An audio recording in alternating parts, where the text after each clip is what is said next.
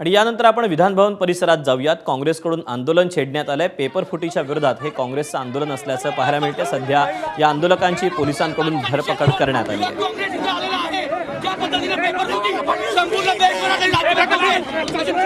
तेव्हा विधानभवनाच्या बाहेर हे काँग्रेसकडून आंदोलन करण्यात येते। या सगळ्या आंदोलकांची पोलिसांनी धरपकड केलेली आहे।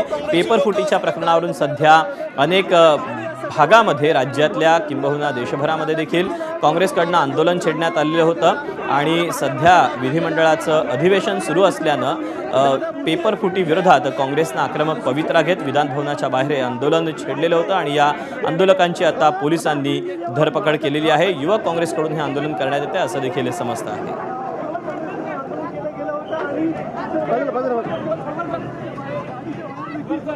या आंदोलकांची धरपकड पोलिसांनी केलेली आहे।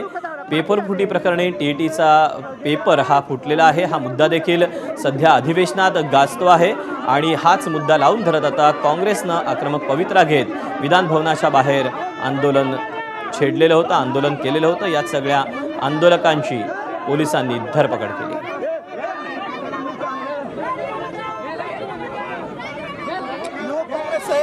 सध्या विधानभवनाच्या बाहेर सध्या सुरू आहे आणि या आंदोलनाला पोलिसांनी इकडे थांबवलंय। टीईटीचा पेपर फुटला, त्याचबरोबर नीटचा पेपर जो फुटला त्या विरोधातलं हे आंदोलन गेल्या अनेक दिवसांपासूनचं काँग्रेसचे आंदोलन आहे। विधानभवनाच्या बाहेर ज्यावेळी विधानभवनाचं सत्र सुरू आहे त्यावेळी हे आंदोलन सुरू झालेलं होतं आणि आता या विधानभवनाच्या बाहेर असलेल्या चौकामध्ये पोलिसांच्या या ठिकाणी इथे मोठा बंदोबस्त होता। मात्र युवक काँग्रेसने आंदोलन केलं आणि राजीनामा मागितलेला आहे।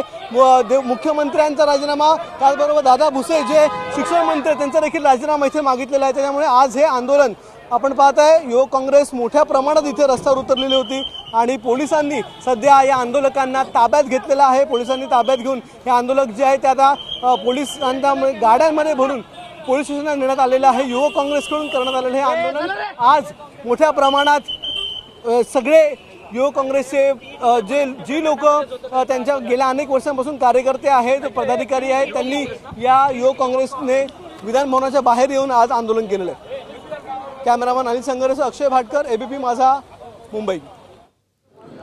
अखेर हे आंदोलक जे होते या आंदोलकांना पोलिसांनी ताब्यात घेतलेलं आहे आणि काँग्रेसचे हे कार्यकर्ते कसे आक्रमक झालेले होते, कशा पद्धतीने हे आंदोलन छेडण्यात आलं हे सांगणारे ही दृश्य।